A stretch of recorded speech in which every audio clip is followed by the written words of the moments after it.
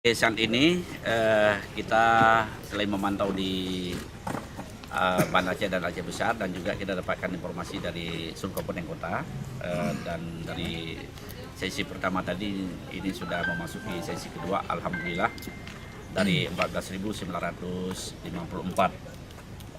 peserta dari Madrasah Aliyah dan juga 43.739 peserta dari SMA SMK. Alhamdulillah sampai saat ini kita belum menerima ada informasi kendala. Mudah-mudahan kita doakan pelaksanaan ujian mulai hari ini sampai tanggal 12 nantinya untuk anak-anak kita seluruh Aceh. Kita mengharapkan semua dapat berjalan dengan baik.